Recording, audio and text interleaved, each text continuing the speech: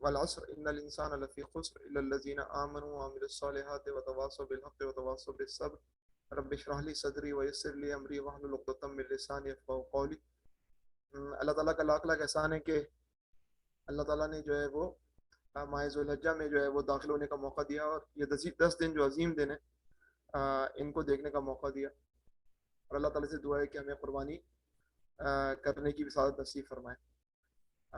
آج کی نشست میں جو ہے وہ جو موضوع زیر بحث رہے گا وہ حقیقت قربانی ہے، اور اس تناظر میں علامہ اقبال کا نیچے ایک شعر بھی لکھا ہوا ہے، یہ فیضان نظر تھا کہ مکتب کی کرامت تھی، دکھائے کس نے اسماعیل کو آداب فرزندی۔ اس شعر پہ ہم بعد میں بات کر لیں گے، لیکن اصل بات یہی ہے کہ اس موضوع کو رکھنے کی وجہ، اس پروگرام کو رکھنے کی وجہ کیا ہے کہ ہم جو ہے وہ قربانی کرتے ہیں، ہم اپنے اس پورے عمل کے لیے جو ہے وہ اللہ سے اس بات کے طالب ہیں کہ اللہ تعالیٰ ہماری مغفرت فرمائے، لیکن بعض دفعہ جو ہے وہ ہم کچھ ایسی غلطیاں کر دیتے ہیں جس کی بنیاد پر جو ہے وہ جو قربانی کی اسپرٹ کے خلاف ہوتی ہیں، تو وہ چیزیں یاد دہانی کے طور پہ آپ کے سامنے پیش کرنا مقصود ہے۔ اللہ تعالیٰ سے دعا ہے کہ آسان انداز میں اپنے مدعا کو بیان کر سکوں۔ سب سے پہلے قربانی کا مفہوم،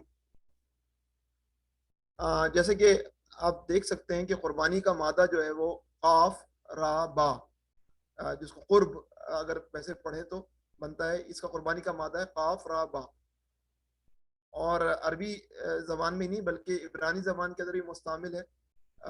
عبرانی میں اس کو کہتے ہیں قربان، اور عبرانی سے شاید جو ہے سیریا کی زبان، سریانی زبان میں بھی یہ داخل ہوا۔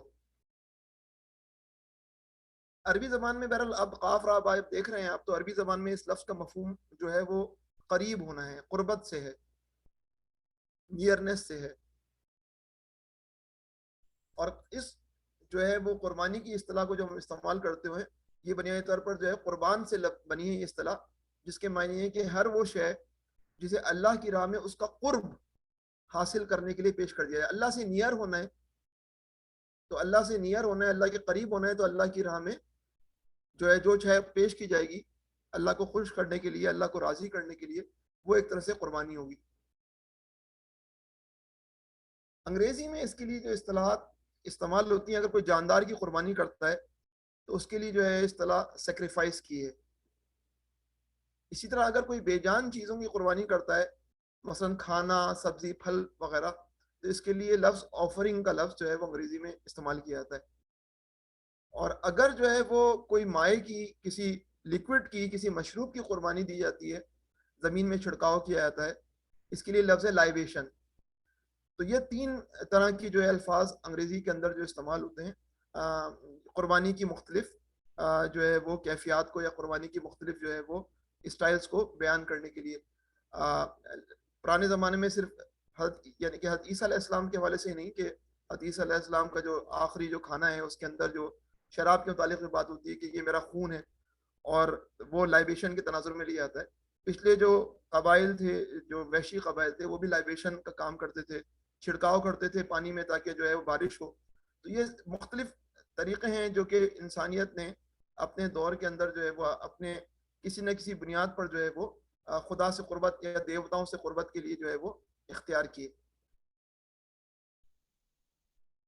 قربان کا لفظ قرآن حکیم میں کیا موجود ہے؟ یقیناً موجود ہے، جو ہے وہ اعوذ باللہ من الشیطان الرجیم الذین قالوا ان اللہ عہد الینا الا نؤمن لرسول حتی یأتینا بقربان۔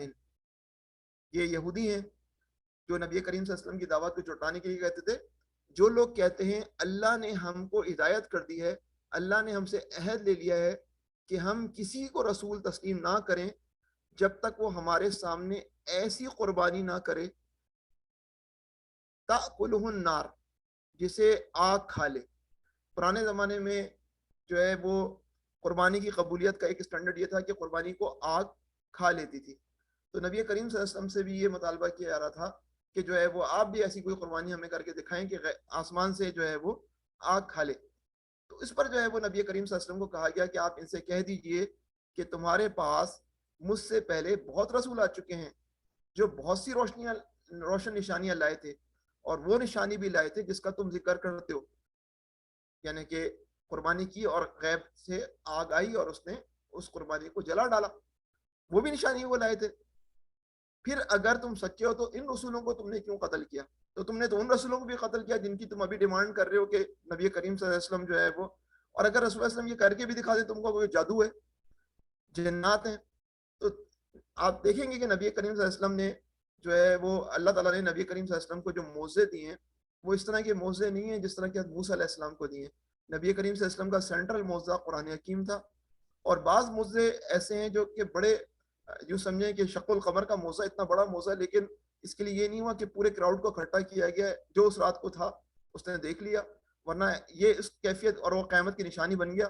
لیکن جو پرانے زمانے کے اندر بنی اسرائیل کے اندر جو اس طرح کے قربانی کا مسئلہ تھا کہ قربانی کو جو ہے وہ آگ آ کر جو ہے وہ بھسم کر دے گی، یہ مطالبہ نبی کریم صلی اللہ علیہ وسلم سے بھی کیا گیا اور واضح طور پہ بتا دیا گیا کہ یہ نہیں ہوگا. اگر تم نے پہلے تسلیم نہیں کیا تو نبی کریم صلی اللہ علیہ وسلم کو تم کیسے تسلیم کر لو گے؟ دوسری جو سورۃ المائدہ کے اندر جو ہے وہ قصہ حابیل اور قابیل ہے، اور اس کے اندر جو ہے وہ دو بیٹے ہیں آدم علیہ السلام کے، جو ہے وہ قابیل قاتل ہے، اور ذرا انہیں آدم کے دو بیٹوں کا قصہ بھی بے کم و کاس سنا دو. جب ان دونوں نے قربانی کی تو ان میں سے ایک ہی قربانی قبول کی گئی، فتقبل من احدہما، اور دوسرے کی نہ کی گئی. اس نے کہا میں تجھے مار ڈالوں گا. اس نے جواب دیا قال انما يتقبل اللہ من المتقین. قربانی کس کی تسلیم کی جاتی ہے، قربانی کس کی قبول کی جاتی ہے؟ ان کی جو متقی ہوتے ہیں. تو ایک بھائی جو ہے وہ بھی قربانی کرتا ہے، دوسرا بھائی وہ بھی قربانی کرتا ہے، لیکن ایک بھائی کی قربانی کے اندر ملاوٹ ہے، اخلاص نہیں ہے، دکھاوا ہے، نہ جانے کیا کچھ جو ہے وہ اس کے اندر جو ہے مکسنگ ہے. ایک بھائی ہے جو کہ خالصتاً للہ، اللہ کی رضا کے حصول کے لیے قربانی کرتا ہے، اس کی قربانی کو قبول کیا جاتا ہے. تو قربان کا لفظ ہم ابھی دیکھ رہے ہیں، قربان کا لفظ قرآن حکیم میں کہاں ہے؟ ایک اور مقام پر بھی آئے لیکن ابھی ہم اس کو ڈسکس نہیں کریں گے. فقہی اعتبار سے قربانی کی تعریف کیا ہے؟ دیکھیں، عید الاضحیٰ کے ایام کے اندر اللہ کی قربت حاصل کرنے کے لیے، اللہ تعالیٰ کا تقرب حاصل کرنے کے لیے بہیمۃ الانعام میں کسی جانور کو، کوئی سے بھی جانور ذبح کر لیں، اس کو قربانی کہا جاتا ہے.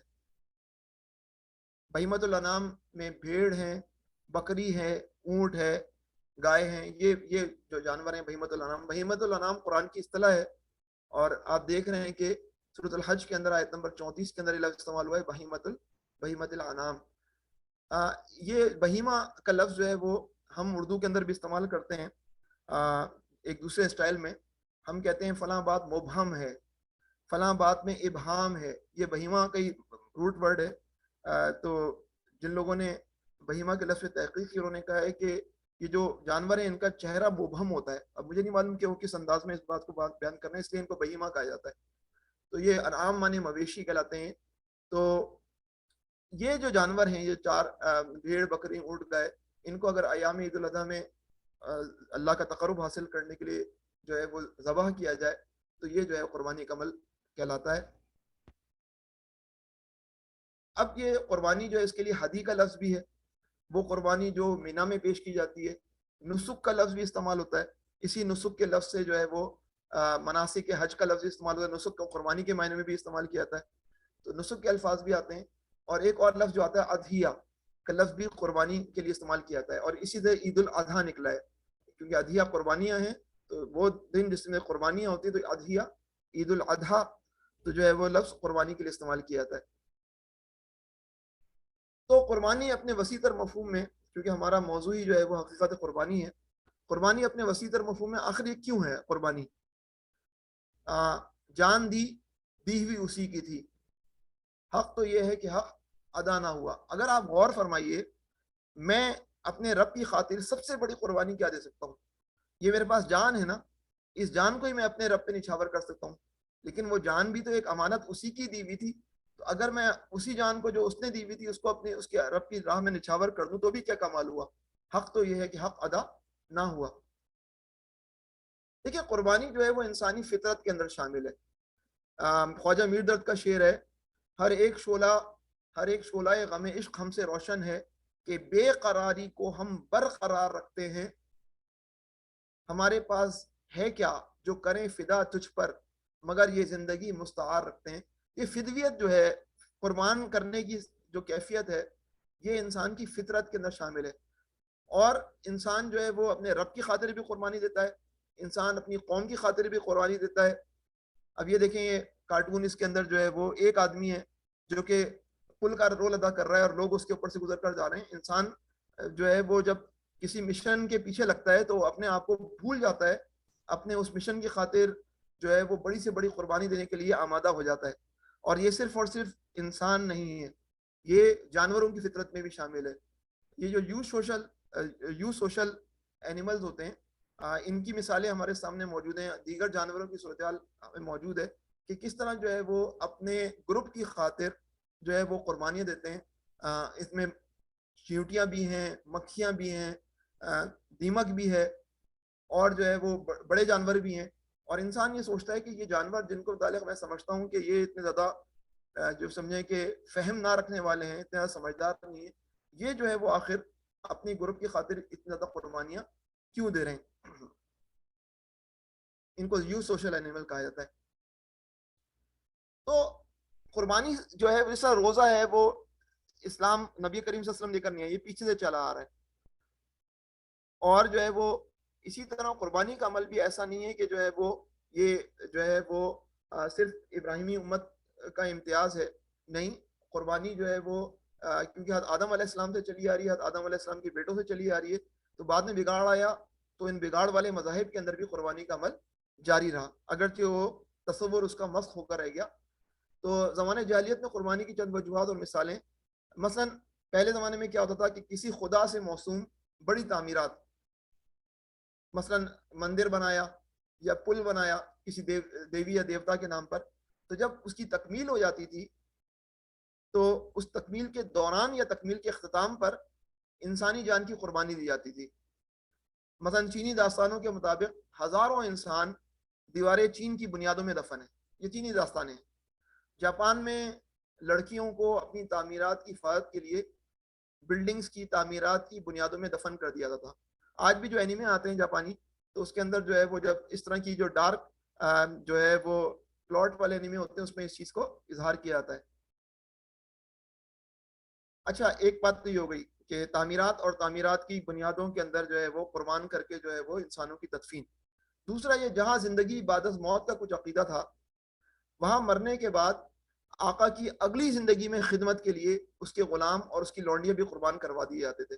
آقا چلا گیا تو ان کے غلام اور لونڈی کہاں رہیں گے؟ ان کو بھی مار دیا گیا کہ وہ لوگ جو ہے وہ ان کو بھی جو ہے وہ قربان کیا جائے تاکہ وہ بھی اگلے جنم میں جا کر آقا کی خدمات انجام دیں۔ اور بعض دفعہ تو ایسا ہوتا تھا کہ جو ہے وہ کوئی میسج پہنچانا بھول گئے تو پھر اس کو مار دیا کہ تم جو ہے میسج بتا دیا، اب تمہیں مار رہے ہیں، تم جا کر آقا کو بتا دینا ہمارا میسج۔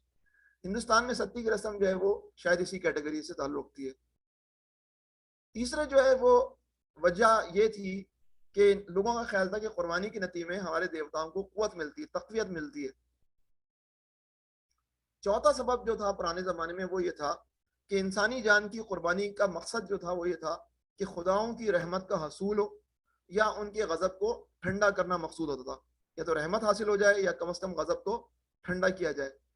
مثلا جیسے سانحہ ہے زلزلے کا، قحط کا، تو اس وقت موقع پر جو ہے وہ کہتے تھے اچھا یہ مسئلہ ہو گیا ہے، اب یہ قحط ختم ہو کر نہیں دے رہا تو قربانیاں دو، تو خداؤں کے قہر سے بچنے کے لیے، ان کے غضب کو ٹھنڈا کرنے کے لیے۔ تو مثلا یہ ول ڈیورنٹ کی کتاب سے میں نے لکھا ہے the blood sinking into the ground would appease the god and fertilize the soil. تو جب قربانی کا خون جو ہے زمین کے اندر جذب ہوتا ہے تو اس کے نتیجے میں خدا خوش ہوتا ہے اور زمین جو ہے وہ زرخیز ہوتی ہے۔ تو آپ دیکھ رہے ہیں کہ مختلف تصورات ہیں جو کہ جو ہے وہ زمانے جاہلیت کے اندر جو ہے قربانی کے حوالے سے پائے جاتے ہیں۔ اسی طرح ایک اور لفظ آپ سنتے ہوں گے، اسکیپ گوڈ، انگریزی کا لفظ ہے جس کو ہم اردو میں کہتے ہیں قربانی کا بکرا۔ قربانی کا بکرا بنیادی طور پر جو ہے وہ یہودیوں کے یہاں سے آنے والی اصطلاح ہے۔ آئیڈیا جو ہے وہ اسکیپ گوڈ کا ہے کہ وہ قربانی کا بکرا جو کہ لوگوں کی بلائیں اور مصیبتیں اپنے پر سر پر لے لے، اپنی بلائیں اور مصیبتیں قربانی پر منتقل کرنا تاکہ خود کو مصیبتوں سے نجات مل جائے۔ ہمارے حکمران اس حوالے سے جو ہے وہ بہت قربانی کے بکرے بنانے کے ماہر ہیں، اپنے مسائل جو ہے وہ دوسروں پر جو ہے وہ ٹھوس کر جو ہے اپنے آپ کو بچا لیتے ہیں۔ تو یہ اور وہ پھر اسکیپ بورڈ بن جاتا ہے اور اس پہ سارے الزامات لگ جاتے ہیں. مگر اس کا پس منظر مذہبی ہے, اس اصطلاح کا پس منظر مذہبی ہے. اور جو ہے وہ لیویٹیکس جو کہ تورات کی 5 کتابوں میں سے ایک کتاب ہے, تو اس کے اندر جو ہے لکھا ہوا ہے in the Bible a scapegoat is one of 2 kid goats. تو 2 kid goats ہوتی تھی, ان میں سے ایک اسکیپ گوٹ ہوتی تھی, ایک قربانی والی گوٹ ہوتی تھی. As a pair 1 goat was sacrificed, تو ایک کو تو سیکریفائس کر دیا جاتا, قربان کر دیا جاتا.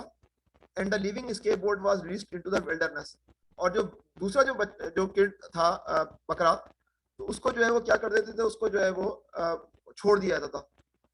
لیکن اس کے ساتھ کیا کیا جاتا تھا, اس تصور کے ساتھ کہ جس کو ہم چھوڑ رہے ہیں یہ اپنے ساتھ سارے سنس لے کر, ہمارے سارے گناہ لے کر, ہمارے سارے جو امپیورٹیز ہیں ان سب کو لے کر جا رہا ہے. تو جو ہے وہ then Aaron shall lay both his hand on the head of the live goat and confess over it all the iniquities of the people of Israel and their transgression, all their sins, putting them on the head of the goat and sending away into the wilderness by means of someone designated to the task for the task. The goat shall bear on itself all their iniquities to the barren region, and the goat shall be set free in the wilderness.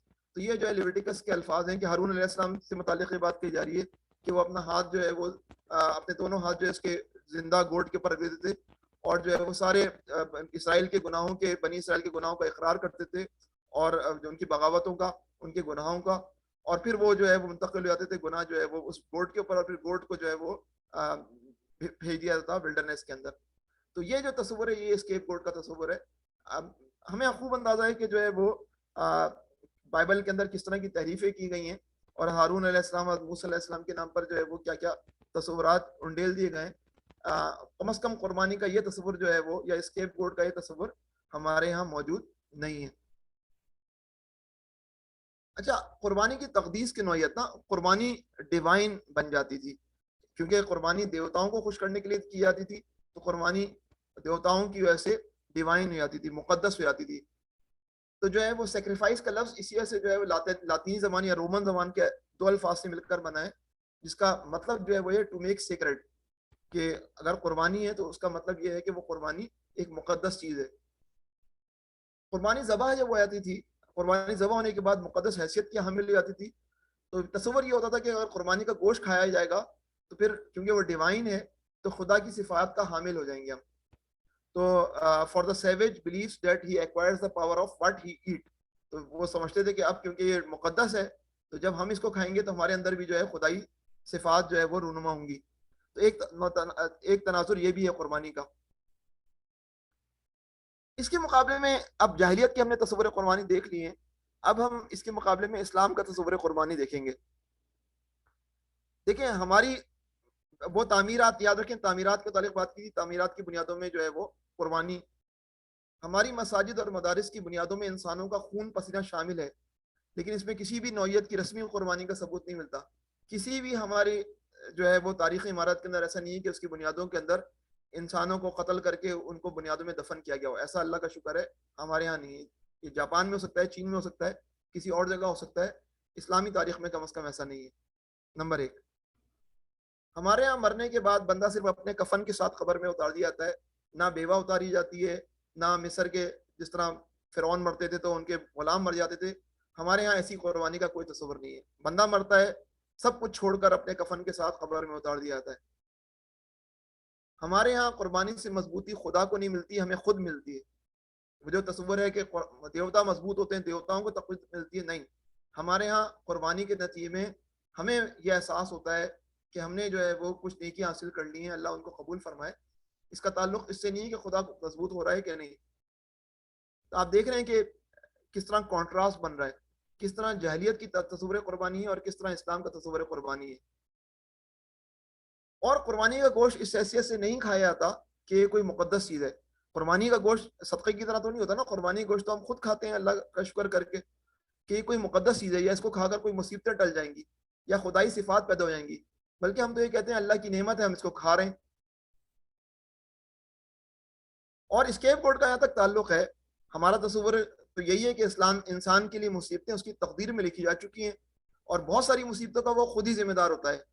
کوئی قربانی, کوئی escape گوٹ اس کی مصیبتوں اور مسائل کو اپنے سر نہیں لے سکتے. تو اسلام کا تصور بالکل جو ہے بڑا صاف ستھرا ہے، جس کے اندر جو ہے وہ عقل کو اپیل کرنے والا ہے، دل کو، روح کو اپیل کرنے والا ہے.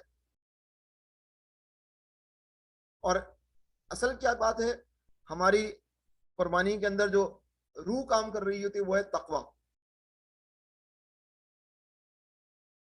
قرآن حکیم میں اللہ تعالیٰ نے فرمایا اعوذ باللہ من الشیطان الرجیم لن ینال اللہ لحومها ولا دماؤها ولکن ینالہ التقوی منکم. اللہ تک ان کا گوشت پہنچتا ہے، اللہ تک نہ ان کا گوشت پہنچتا ہے اور نہ خون، بلکہ اس تک تمہارا تقوی پہنچتا ہے.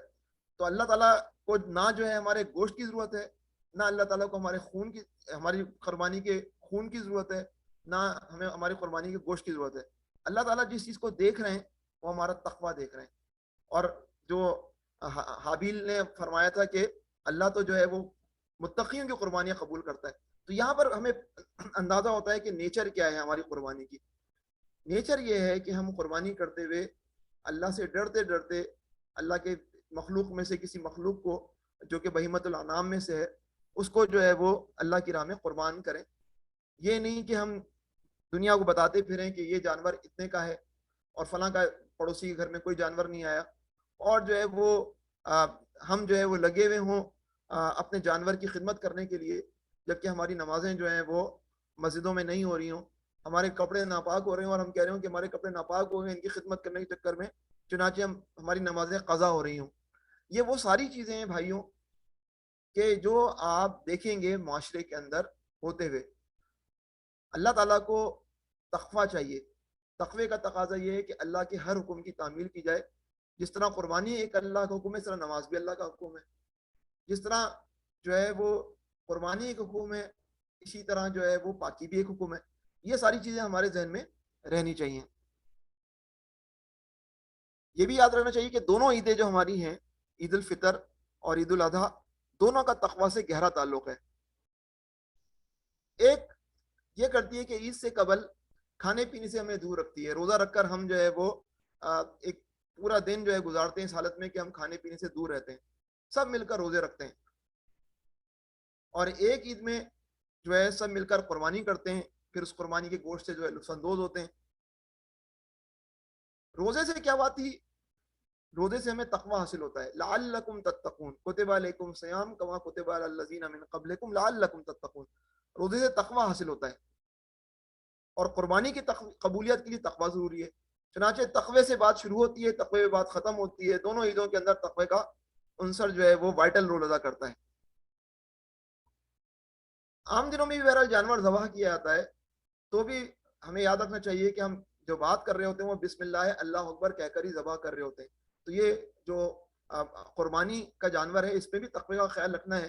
لیکن جب عام قربانی بھی عام ذبح کا جو پروسیس ہے اس کے اندر بھی بہرحال جو ہے وہ اس چیز سے، اللہ کو یاد کرنے سے احساس اور قلب جو ہے وہ خالی نہیں ہونا چاہیے. اب میں آپ کے سامنے ایک اعتراض رکھوں گا، اور وہ اعتراض یہ ہے کہ اسلام ایک بلڈی ریلیجن ہے. مثلا یہ ہیڈنگ جو ہے وہ ہے کہ قربانی کی رسم کی مذہبی نوعیت کی آخری نشانی ہے اس دنیا کے اندر، وہ اسلام کے اندر موجود ہے. عید الاضحیٰ پر کی جانے والی قربانی جو ہے وہ ایک ہارفک، ایک ظالمانہ ایک فیسٹیول ہے. دیکھیں آپ یہ کیا لکھ رہے ہیں صاحب، یہ ایک جو ہے وہ مرتد ہیں، اور ان کا نام بھی علی ہے، علی ملک. یہ کیا کہہ رہے ہیں دیکھیں آپ، یہ کیا ٹویٹ کر رہے ہیں. عید al-Adha only 10 days from now is one of the last blood sacrifice ritual humans still perform. Over 100 million people will be slaughtered. 100 million animals will be slaughtered to please Allah. Why would a god need rivers of animal blood to grant you blessing? آپ دیکھیں کیا 10 دن بعد یہ tweet جو ہے وہ 19 جولائی 2020 کی ہے، آج سے 2 سال پہلے کی. اور اس کے اندر جو ہے وہ ہیش ٹیگ جو ہے وہ no mercy stop killing animals for your god. اور اس کے اندر بات یہ ہو رہی ہے کہ 10 کروڑ جو ہے وہ جانور ذبح کیے جائیں گے اللہ کو خوش کرنے کے لیے. ایسا کیا معاملہ ہے کہ یہ اپنے رب کی بلیسنگ کے لیے جو ہے وہ جانوروں کا خون کا دریا بہا رہے ہیں؟ یہ آئیڈیا جو ہے وہ اور یہ تشدد ہے، یہ زیادتی ہے جانوروں کے حقوق کے خلاف. یہ ساری باتیں جو ہے وہ علی ملک صاحب جو ہے وہ اپنے ٹویٹ کے اندر لکھ رہے ہیں. اس طرح کی باتیں آپ دیگر نظریے سے بھی سنیں گے. دہریہ یہ ایتھیسٹ ایک بالکل تصور زندگی کا دوسرا تصور رکھتے ہیں. بہرحال یہ اعتراضات ملحدین کو تو کرنی ہے, مرتدین کے کو تو کرنی ہے. کیٹیگری کیا ہے؟ یہ کیٹیگری جو ہے وہ کہتے ہیں کہ یہ دین سارا بکواس ہے, اور بکواس کی وجہ سے یہ سارے جو ہے نا وہ کام ہو رہا ہوتا ہے. تو یہ والٹر کا جو قول ہے, those who can make you believe absurdities can make you commit atrocities. جو تمہیں جو ہے اس بات پہ یقین کروا سکتے ہیں بکواسوں پر, تو وہ تم سے ایٹروسٹی بھی کمٹ کروا سکتے ہیں. کیونکہ آپ اس بات پہ یقین رکھتے ہیں کہ جنت ہے جہنم ہے, تو آپ اس چکر میں جو ہے وہ بہت سارے جہاد میں جا کر جو ہے وہ مشرکین کا جو لڑنے آئیں گے کمبیٹنٹ ہوں گے ان کو مار ڈالیں گے. ایٹروسٹیز آپ کر سکتے ہیں. اسی طرح کی ایٹروسٹی جو ہے وہ ان کے نزدیک جو ہے عید الاضحیٰ کے اندر کی جانے والی قربانی بھی ہے. تو سب سے پہلے ہم اسی پہ غور کر لیں, کیا یہ واقعی بکواس ہے؟ کیا یہ بالکل ایک جو ہے وہ نیا فنومنا ہے جو کہ ہو رہا ہے, یا دنیا میں کوئی فنومنا اس طرح کا اور نہیں ہوتا؟ تو دیکھیں, اب ایتھیزم جو ہے نا بذات خود ایک نیا مذہب ہے. اس کی اپنی مورالٹیز ہیں, لیکن اس کی مورالٹیز ہونی نہیں چاہیے. وہ اگر کہتے ہیں کہ انسانیت ایک کاسمک ڈسٹ ہے, ایک مٹی ہے جو جس نے کسی وجہ سے جو ہے وہ زمین کا روپ دھار لیا, ایک مٹی ہے جس نے کسی وجہ سے انسان کا روپ دھار لیا, یہ خود بخود سب عمل ہو رہا ہے. تو ان کے لیے مورالٹی, ان کے لیے اخلاقیات کی کوئی اہمیت نہیں ہونی چاہیے. یہ سب کچھ خود بخود ہو رہا ہے. لیکن سب کچھ خود بخود ہونے کے باوجود بھی وہ کہتے ہیں کہ نہیں, کوئی نہ کوئی اخلاق ہونا چاہیے, کوئی نہ کوئی مورالٹی ہونا چاہیے. اور ان میں سے بعض جو ہے وہ, جس طرح عیسائی روحانیت تھی جس کے اندر دنیا سے قطع تعلق تھا, اس طرح یہ دہرانیہ جو ایتھیزم قسم کی روحانیت ہے جو کہ جو ہے وہ ظہور پذیر ہو رہی ہے. یہ خوبصورت باتیں کرتے ہیں جن کا عمل کی دنیا سے کوئی تعلق نہیں ہوتا. میں یہ بات کیوں کہہ رہا ہوں, آگے جا کے میں بیان بھی کروں گا. عیسائی روحانیت نے بھی شکست کھائی تھی, اور یہ دہریانہ روحانیت ہے, اس کا بھی کوئی مستقبل کبھی بھی نہیں ہو سکتا, کیونکہ عیسائی روحانیت بھی غیر فطری تھی اور دہریانہ روحانیت بھی غیر فطری ہے. دیکھیں, اب علی ملک صاحب کو کرنا کیا پڑے گا؟ علی ملک صاحب کو کرنا یہ پڑے گا کہ بولیں گے میں تو ویجیٹیرین ہوں, میں تو, کیونکہ ہم جب جواب دیں گے ہم بولیں گے بھائی میک ڈونلڈ کے لیے نہ جانے کتنی مرغیاں ذبح ہوتی ہیں, نہ جانے کتنی جو ہے وہ بیف برگر کے لیے اور مٹن کھانے کے لیے روزانہ جانور ذبح ہو رہے ہیں, آپ کو اس پہ اعتراض نہیں ہے؟ تو یہ فوراً بولیں گے میں تو ویجیٹیرین ہوں, میں تو جانور کا گوشت کھاتا ہی نہیں ہوں, کیونکہ مجھے پتا ہے کہ جانور جو ہے وہ سینٹینٹ ہیں, ان کی فیلنگز ہیں. تو ویجیٹیرین بن جانے کے بعد بھی استحقاق حاصل نہیں ہوتا کہ تنقید ہو, کیونکہ اب تو آپ ہی کی سائنس یہ بتا رہی ہے بھائی کہ پودوں میں بھی شعور ہوتا ہے, پودوں میں بھی سینٹینس ہوتی ہے, ان کے اندر بھی فیلنگ ہوتی ہے. تو آپ پودوں کو, سبزیوں کو کھانے کے چکر میں لگے آتے ہیں, تو آپ بھی جو زیادتی کر رہے ہیں. تو یہ جو چیز ہے, پھر جو ہے وہ اگر آپ یہ دیکھیں کہ جو پورا سسٹم ہے کائنات کا, جو ایکو سسٹم ہے, اس کے اندر اللہ تعالیٰ نے جو نظام بنایا ہے, اس نظام کے اندر ایک مخلوق دوسری مخلوق کو کھاتی ہے. اللہ نے شیر بنایا ہے, اللہ تعالیٰ نے گائے بھی بنائی ہے, اللہ نے بھیڑیا ہی بنایا ہے. اب بھیڑیا جو ہے وہ کس کو کھاتا ہے؟ گائے کو کھاتا ہے. بھیڑیا بکری کو کھاتا ہے. اگر بکریاں گھاس کو کھاتی ہیں, اچھا اگر فرض کریں برطانیہ میں ایک تجربہ کیا گیا, جانوروں کے حقوق والوں نے کیا کیا کہ سارے بھیڑیوں کو مار دیا. جب سارے بھیڑیوں کو مار دیا تو پتا کیا چلا کہ جو ہے وہ بہت جلد جو ہے وہ جانور مویشی بے انتہا بڑھ گئے, اور بہت جلد جو ہے ساری گھاس ختم ہو گئی. جو نئی گھاس پیدا ہوتی تھی وہ فوراً کھا لی جاتی تھی, اور اس کے بعد ان کے پاس بھی کھانے کو کچھ نہیں, اب ویسے بھوک سے مرنا شروع ہو گئے. اللہ نے پورا ایکو سسٹم بنایا جس کے اندر ایک مخلوق دوسری مخلوق کو کھاتی ہے. چھوٹی مچھلی بڑی مچھلی کو کھاتی ہے, بڑی مچھلی اس سے بڑی مچھلی کو کھاتی ہے. پورا نظام ہے, اور اس نظام کی بنیاد پر یہ پورے کائنات کا کارخانہ چل رہا ہے. اگر جو ہے وہ آپ کے نزدیک جو ہے یہ پورا سسٹم جو ہے وہ ظالمانہ ہے, تو آپ اسی ظالمانہ نظام کے اندر جو ہے وہ آپ یہ کہہ رہے ہیں یہ نیچر نے کیا ہے. جب یہ خدا کر رہا ہوتا ہے تو آپ کہتے ہیں یہ ظلم ہے. اللہ تعالیٰ کی حکمتوں کو سمجھنے کی کوشش کرنا چاہیے. پھر اسلام میں جانوروں کے حقوق کے مطالعے کی ضرورت ہے. اسلام میں جانور کو کتنا حق دیا گیا ہے, اس کے ساتھ کس طرح جو ہے وہ اچھے رویے کو اختیار کرنے کا حکم دیا گیا ہے, اور ذبح کے وقت کے احکامات کو بھی مد رکھنے کی ضرورت ہے. ان کے سامنے چھری لانے کی ضرورت نہیں ہے, ان کو اس طرح ذبح کرنے کی ضرورت ہے کہ ان کو تکلیف کا احساس کم سے کم ہو, اگرچہ اس کو تکلیف ہوتی ہے یقیناً. تو بات کرنا بڑا آسان ہے, اور جو ہے وہ پاکیزگی کے اور جو ہے وہ موریلٹی کے نعرے اور دعوے کرنا بڑا آسان ہے، لیکن جو ہے وہ حقیقت یہ ہے کہ زندگی جس طرح روا دوا ہے اس کے اندر جو ہے یا تو آپ ان تمام چیزوں کو ختم کریں، نہ خود پودے کھائیں کیونکہ وہ بھی شعور رکھتے ہیں، نہ جانور کھائیں کیونکہ وہ بھی شعور رکھتے ہیں، تو پھر کیا کھائیں گے، کس طرح زندگی چلے گی، پھر آپ خود سوچ لیں۔ بہرحال ہم جو بات کرتے ہیں، ہم ادھر ادھر کی بات کرنے کے بجائے جو ہے وہ سیدھی بات یہ کرتے ہیں کہ بھائی ہم جو قربانی کر رہے ہیں نا، اس کی بنیادی وجہ جو ہے وہ کیا ہے کہ اللہ کا حکم ہے، جس کو اللہ کے رسول صلی اللہ علیہ وسلم کے ذریعے ہم تک پہنچا دیا گیا ہے۔ یہ سیدھی بات ہے۔ اب بہت ساری میں دلیل دے دوں، اس دلیل کے مقابلے میں کوئی اور دلیل لے کر آ جائے گا دہریہ، لیکن فائنلی جو بات ہوگی وہ یہی کہ اللہ تعالیٰ نے حکم دیا ہے، اللہ تعالیٰ کی حکمت ہے، اس کی حکمت ہے کہ انسان کی کردار سازی کی جائے، انسان کے اندر جو ہے وہ تقوی کی صفت پیدا کی جائے، انسان کے اندر قربانی دینے کی صفت پیدا کی جائے۔ لیکن بہرحال تصور قربانی کے اندر سب سے وائٹل چیز کیا ہے؟ ہم یہ قربانی اس لیے کرتے ہیں کہ اللہ کا حکم ہے، اور قرآن کی میں اس کی باتیں موجود ہیں سورۃ الحج کے اندر آیت نمبر 34 کے اندر، اور ہم نے ہر ایک امت کے لیے قربانی کا طریقہ مقرر کر دیا ہے تاکہ جو مویشی چو پائے یا چار پائے اللہ نے ان کو دیے ہیں ان پر اللہ کا نام لیں۔ اور نبی کریم صلی اللہ علیہ وسلم کو حکم دیا گیا فصلی لربک وانحر، تو اپنے پروردگار کے لیے نماز پڑھا کریے اور قربانی کیا کیجیے، ونحر۔ اور حدیث نبی میں قربانی نہ کرنے پر واضح طور پر وعید بھی آئی ہے کہ جو شخص وسعت رکھتے ہوئے قربانی نہ کرے وہ ہماری عیدگاہ میں نہ آئے، ابن ماجہ۔ پھر یہ بھی سوچنے والی بات ہے کہ جو عید الاضحیٰ میں کی جانے والی قربانی ہے وہ ایک طرح سے علامتی بھی ہے، یہ شعار ہے اور یہ سمبولک بھی ہے۔ سمبولک کا مطلب کیا ہے؟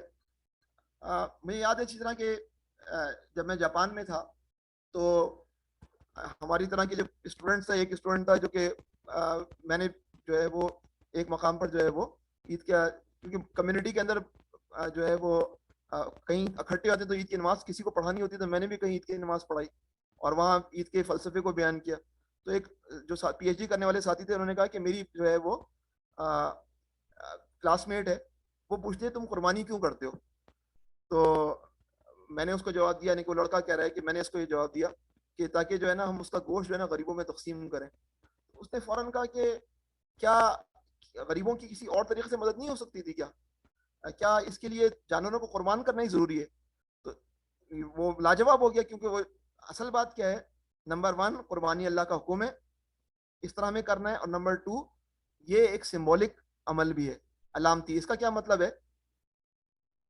یہ قربانی اس علامت کا اظہار ہے کہ حضرت ابراہیم علیہ السلام کی سنت دنیا میں آج بھی جاری ہے، اور وہ ہمارے لیے اسوہ حسنہ یا رول ماڈل ہیں۔ اور یہ قربانی اس علامت کا اظہار بھی ہے کہ وقت پڑنے پر یہ جو قربانی ابھی ہم دے رہے ہیں بکرے کی یا گائے کی، اس سے بڑی قربانیاں بھی دینے سے ہم دریغ نہیں کریں گے۔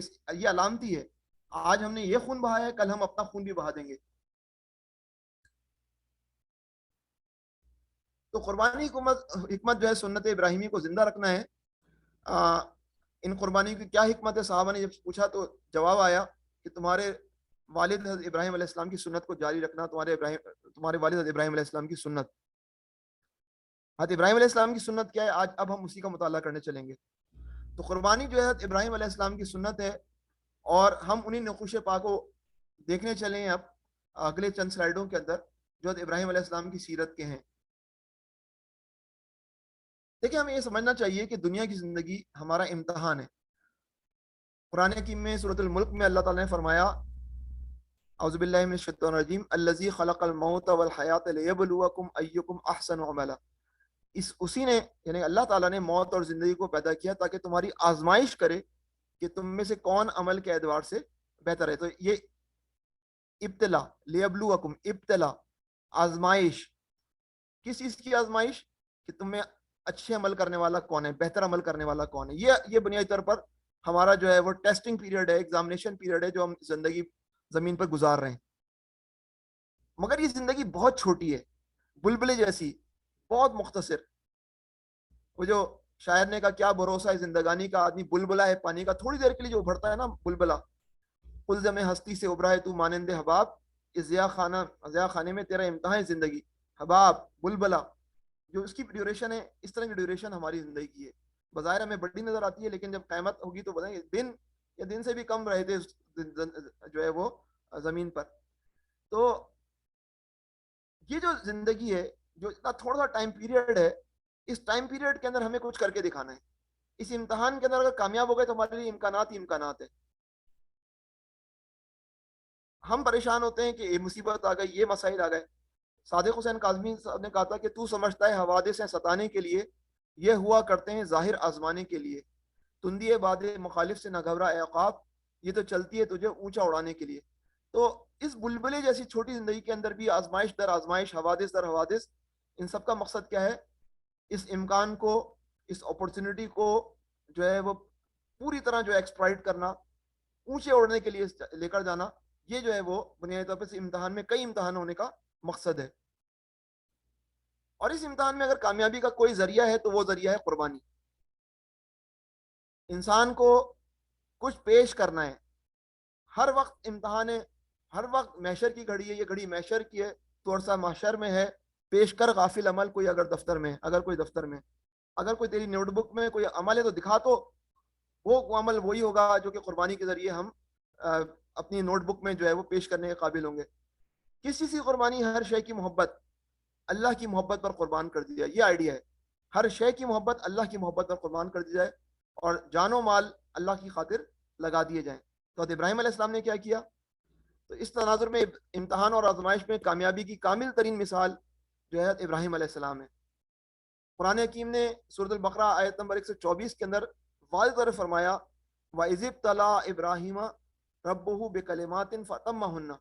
جب اللہ نے چند باتوں میں ابراہیم کی آزمائش کی، ابراہیم کا امتحان کیا، تو انہوں نے اس میں 100 آؤٹ آف 100 نمبر حاصل کیے، تو وہ اس میں پورے اترے، ان میں پورے اترے. تو اللہ تعالیٰ نے خود جو ہے وہ اس بات کو واضح طور پر بتایا کہ ابراہیم علیہ السلام امتحان میں پاس ہونے والے ود دا فلائنگ کلرز شخصیت ہیں.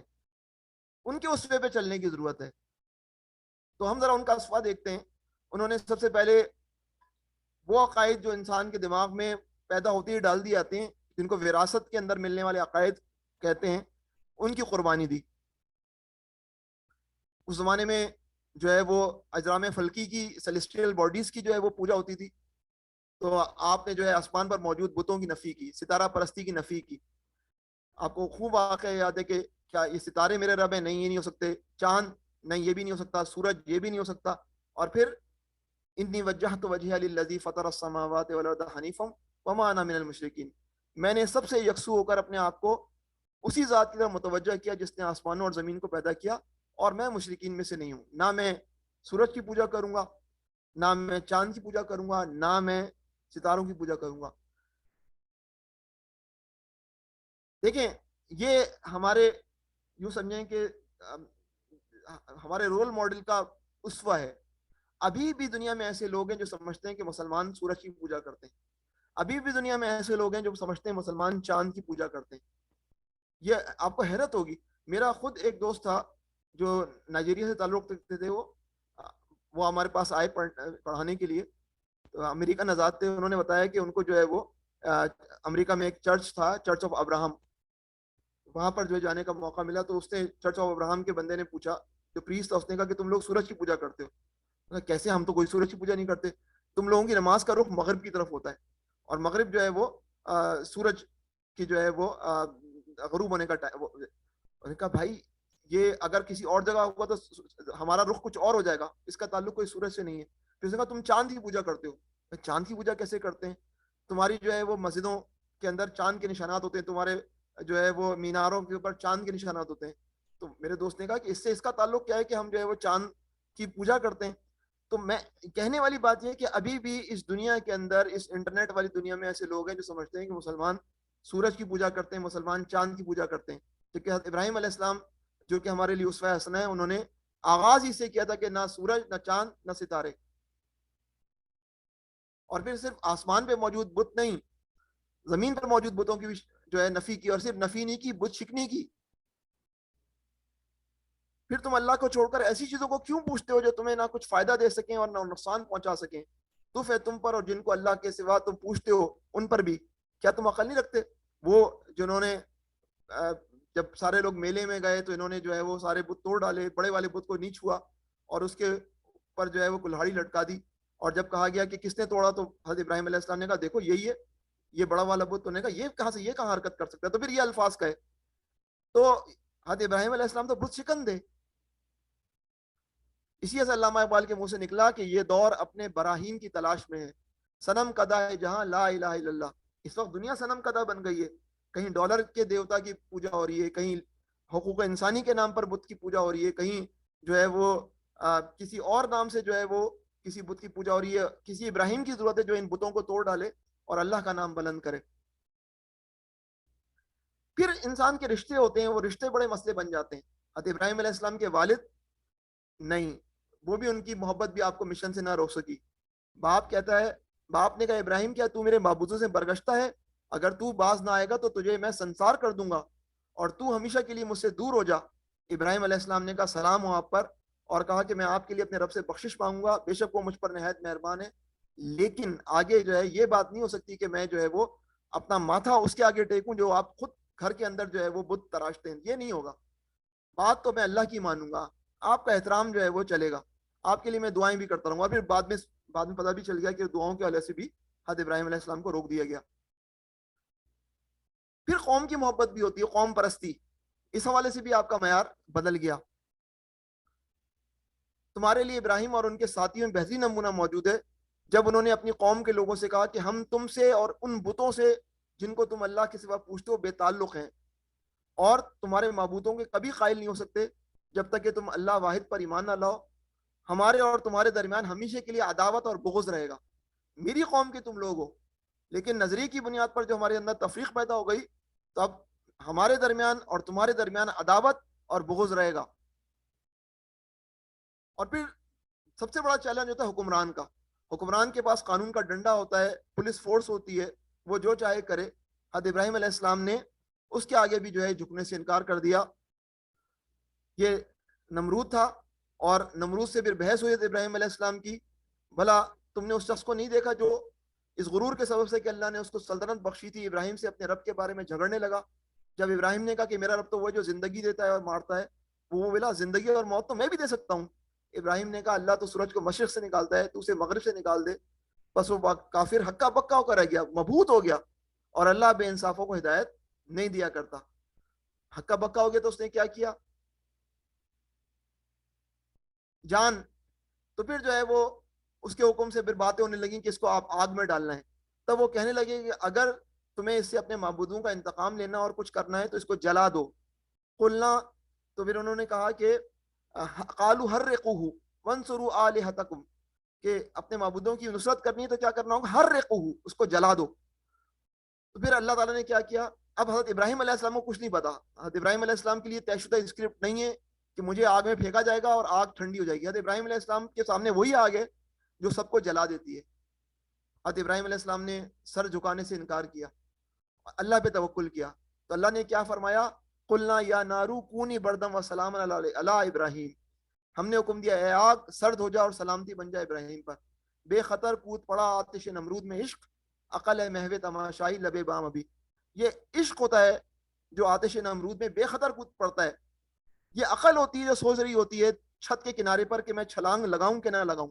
لبے بام ہمیشہ رہتی ہے, او ہو نیچے تو اتنی گہرائی ہے, اتنی جو ہے میں اوپر ہوں, جب گروں گی تو میری ہڈی پسلی ایک ہو جائے گی. عقل یہ سوچتی رہتی ہے, عشق جو ہے وہ آگے جو ہے وہ بہت آگے نکل جاتا ہے. ابھی تک جو معاملے تھے وہ تو اپنے حوالے سے تھے. بعض دفعہ گھر والے جو ہے وہ زنجیر بن جاتے ہیں پاؤں کی. حضرت ابراہیم علیہ السلام اس امتحان سے بھی گزرے, بیوی اور اولاد کی محبت.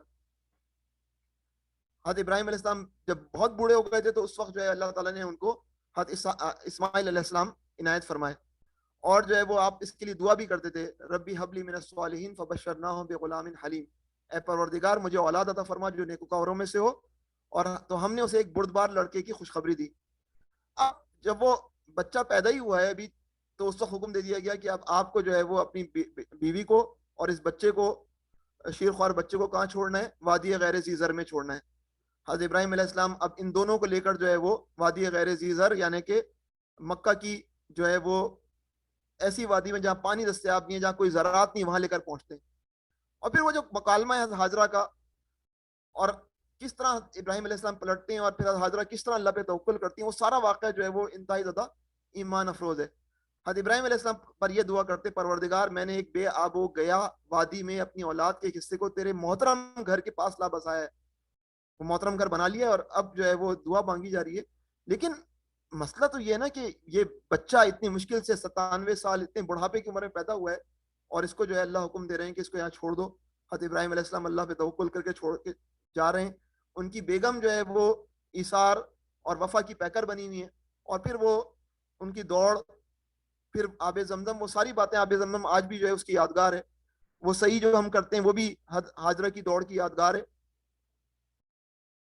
ہم نے ایڑیاں رگڑ رگڑ کے مرنا تو سنا تھا، لیکن اس واقعے میں پتہ چلتا ہے کہ ایڑیاں رگڑ رگڑ کے جینا کا مطلب کیا ہوتا ہے، کہ اسماعیل علیہ السلام نے جب ایڑیاں رگڑی تو پھر زمزم کا جو ہے وہ چشمہ ابلنے لگا، اور جو ہے وہ پھر زمزم کہا تو وہ رکا۔ ایڑیاں اللہ تعالیٰ جب چاہے تو رگڑ رگڑ کے مارتا ہے، اللہ جب چاہے تو اللہ ایڑیاں رگڑ رگڑ کر انسان کو جینے کا موقع بھی دیتا ہے۔ مگر یہاں تک بات ہی ختم نہیں ہوئی ہے، یہاں پر بھی بات ختم نہیں ہوئی ہے، ابھی بھی کچھ اور جہاں ہیں، ابھی بھی کچھ عشق کے امتحان ہیں جن کے حضرت ابراہیم علیہ السلام کو گزرنا ہے۔ مگر اس سے پہلے کہ میں وہ واقعہ بیان کروں، چند باتیں، چند مثالیں آپ کے سامنے ضرور رکوں گا جو باپ اور بیٹے کے فطری قلبی تعلق کے حوالے سے ہیں۔ باپ اور بیٹے کا ایک فطری قلبی تعلق ہوتا ہے، اور ایک باپ کے لیے بیٹا ایک بہت بڑی آزمائش ہوتا ہے۔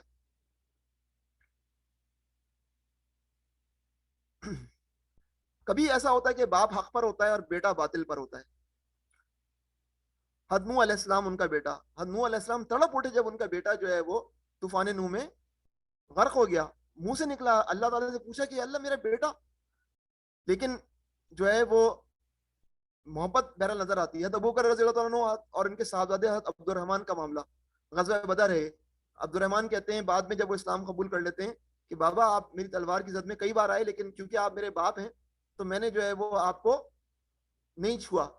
ابو بکر کیا کہتے ہیں کہ بیٹا اس وقت اگر تم میری تلوار کے زد میں آتے تو تم نہیں بچ سکتے۔ یہ وہ چیز ہے جو کہ نظریہ ہے جو کہ باپ اور بیٹے کو ایک دوسرے جدا کر دیتا ہے۔ بعض دفعہ ایسا ہوتا ہے کہ باپ باطل پر ہوتا ہے، بیٹا حق پر ہوتا ہے، اور حضرت ابراہیم علیہ السلام کا کیس یہی ہے۔ حضرت ابراہیم علیہ السلام حق پر ہے اور بیٹا جو ہے وہ حق پر ہے، اور باپ جو ہے وہ بت ساز ہے، بیٹا بت شکن ہے، باپ بت ساز ہے۔ حضرت ابراہیم علیہ السلام سارے احترام سب رکھتے ہیں، لیکن بات اس کی مانتے ہیں جو کہ رب ہے۔ حضرت ابو حذیفہ جن کے غلام تھے، حضرت سالم جن کو انہوں نے آزاد کیا تھا، ابو حذیفہ کے والد جو تھے وہ اسلام کے بدترین دشمن عتبہ بن ربیعہ، ان کا بھائی دین کا پکا دشمن، ان کا چچا دین کا بدترین دشمن۔ غزوہ بدر جب ہوا تو 313 کے لشکر کے اندر ایک طرف ابو حذیفہ تھے، اور ایک طرف 1000 کے لشکر میں حضرت ابو حذیفہ کے باپ، بھائی اور چچا تھے، اور ابو حذیفہ نے اپنے تینوں باپ، بھائی اور چچا کو اس مارکے میں قتل ہوتے دیکھا۔ کتنی تکلیف ہوئی ہوگی کہ میرے باپ، میرے چچا اور بھائی قتل ہو گئے، اس کیفیت میں کہ ان کا مستقبل جو ہے وہ جہنم ہے۔ بعض دفعہ ایسا ہوتا ہے کہ باپ اور بیٹا ایک ہی راستے کے سوار ہوتے ہیں مگر ایک دوسرے سے ناواقف ہوتے ہیں، یہ بھی ہوتا ہے بعض دفعہ۔ اگرچہ اس کے اندر جو ہے وہ ہمارے پاس جو مثال ہے وہ حقیقی نہیں ہے بلکہ افسانوی ہے، رستم اور سوراب کی، کہ سوراب جو ہے وہ افراسیاب کے پاس چلا گیا اور افراسیاب نے اس کو پالا، اور پھر وہ واپس آیا، اسے پتا تھا کہ میرا باپ رستم ہے، اور وہ اپنے باپ کی تلاش میں نکلا، لیکن جو ہے افراسیاب کی جو ہے وہ فوج کے اندر اور فارس کی فوج کے اندر جو لڑائی ہوئی تو رستم اور سوراب آپس میں ایک دوسرے لڑے، اور بالآخر رستم نے سوراب کو مار ڈالا، اور سوراب نے کہا کہ تم کون ہو؟ تو اس نے کہا میں رستم ہوں۔ تو اس نے کہا بابا آپ۔ بعض اب ایسا ہوتا ہے کہ جو ہے وہ رستم کے لیے کتنی تکلیف دہ بات تھی کہ اس نے اپنے ہاتھ سے اپنے بیٹے سوراب کو جو ہے وہ مار ڈالا، اور سوراب کے لیے کتنا تکلیف دہ تھا کہ وہ اپنے باپ سے جو ہے جب اسے اندازہ ہو کہ میں اپنے 3 دن سے لڑ رہا تھا، اپنے باپ سے لڑ رہا تھا۔ بعض دفعہ جو ہے وہ باپ اپنے بیٹے کو صرف اس سے قربان کرتا ہے کہ وہ قوم کے لیے جو ہے وہ ضروری ہے کہ وہ جو ہے وہ اس کو نچھاور کرتے اپنے قوم کے مشن کے لیے۔ اس کی مثال کہ 2 باپ بیٹے تھے، ان کے پاس اپنی قوم کا ایک اہم ترین راز تھا اور ان کو گرفتار کر لیا گیا، اور جو ہے وہ اس راز کو اگر وہ حاصل ہوا تھا تو قوم کو ناقابل بہت زیادہ خطرناک قسم کا نقصان ہوتا۔ چنانچہ جو ہے وہ باپ کو کہا گیا اب دونوں باپ بیٹے ہیں لیکن دشمن کو نہیں پتا کہ باپ بیٹے ہیں. باپ سے کہا گیا کہ جلدی جو ہے وہ راز اگلو. باپ نے کہا کہ جو ہے وہ میں راز اگل سکتا ہوں لیکن ایک پرابلم ہے. دشمن نے چونک کر کہا کیا پرابلم ہے؟ یہ جو میرے ساتھ ساتھی ہے نا یہ پھر بتا دے گا بعد میں کہ جو ہے اس نے راز اگل دیا ہے. آپ تو مجھے چھوڑ دیں گے لیکن یہ مجھے یہ بتا دے گا تو پھر میں کیا کر لوں گا. تو اس نے کہا بھی لو, اور جو ہے وہ اس کو قتل کر دیتے ہیں. جب وہ قتل ہو جاتا ہے تو پھر وہ باپ یہ کہتا ہے کہ مجھے ڈر تھا کہ تم میرے بیٹے کو جب مارو گے تو میں اس کی چیخوں کی آواز برداشت نہیں کر سکوں گا اور راز اگل دوں گا. اب تم نے میرے بیٹے کو قتل کر دیا ہے, اب تم مجھے جتنا مارنا ہے مار لو, میں کوئی راز نہیں دوں گا. کہنے والی بات یہ کہ باپ اور بیٹے کا رشتہ جو ہے وہ دین جو ہے وہ بذات خود ایک نئی ڈائمنشن میں بیان کرتا ہے. دشمن کے ہاتھوں گرفتار 2 افراد کی مثال. ہمایوں کا واقعہ دیکھ لیں. بابر جو ہے وہ صغیر میں مغل سلطنت کا بانی تھا. اس کی کتاب تذکرہ بابری میں یہ واقعہ لکھا ہوا ہے کہ ہمایوں بیمار ہوا اور ہمایوں کسی طرح بھی شفا یاب نہیں ہو رہا تھا. تو بابر نے جو ایک شفقت پدری ہے کہ وہ ہمایوں کے پلنگ کے تین چکر کاٹے اور اللہ سے کیا دعا کی کہ میری زندگی ہمایوں کو دے دے اور ہمایوں کی بیماری مجھے دے دے. جب یہ دعا ہوئی تو اللہ نے فوراً قبول کی بابر کی. جب یہ دعا قبول ہوئی تو اس کے ساتھ کیا ہوا, ہمایوں شفا یاب ہوتا چلا گیا اور بابر بیمار ہوتا چلا گیا اور بابر کا جلدی انتقال ہو گیا. باپ جو ہے وہ اپنی اولاد کی خاطر اپنی جان نچھاور کرنے کے لیے تیار ہوتا ہے. ایک بادشاہ تھا جس کے متعلق آتا ہے کہ موت کے وقت اس نے کہا کہ ٹیکس شدید بڑھا دو. لوگوں نے کہا کہ کیوں ٹیکس بڑھا دو؟ تاکہ لوگ مجھ سے نفرت کریں. پھر بیٹے کو نصیحت کی, بیٹا میں مرنے والا ہوں, جب میں مر جاؤں تو تم بادشاہ بنو گے تو تم اس ٹیکسوں کو کم کر دینا, ختم کر دینا, تو لوگ بولیں گے نیا بادشاہ بڑا اچھا ہے اور لوگ تم سے محبت کریں گے, تم لوگوں کے دل جیت لو گے. اب آپ تصور کریں کہ اپنی آخرت کو تباہ کر رہا ہے لیکن اپنے بیٹے کے مستقبل کے اقتدار کے لیے جو ہے راہیں ہموار کر رہا ہے. یہ باپ اور بیٹے کے فطری قلبی تعلق کے حوالے سے چند باتیں ہیں. اب ہم باپ بیٹے کے قلبی تعلق کے حوالے سے اس واقعے پہ آتے ہیں جو کہ اکلوتے بیٹا ہے اس وقت, جو کہ حضرت اسماعیل علیہ السلام ہے اور حضرت ابراہیم علیہ السلام کا امتحان کا نقطہ عروج ہونے والا ہے. جب وہ ان کے ساتھ دوڑنے کی عمر کو پہنچا تو ابراہیم علیہ السلام اس وقت وزٹ کر رہے تھے, فلسطین سے مکہ آئے ہوئے تھے. بیٹا میں خواب میں دیکھتا ہوں کہ گویا تم کو ذبح کر رہا ہوں, تو تمہارا کیا خیال ہے؟ بیٹا کہہ سکتا تھا بابا آپ جب میں چھوٹا سا تھا تب بھی آپ مجھے چھوڑ کر چلے گئے, اب میں بڑا ہوا ہوں تو آپ ایک اور جو ہے وہ چیز لے کر آ گئے میرے لیے.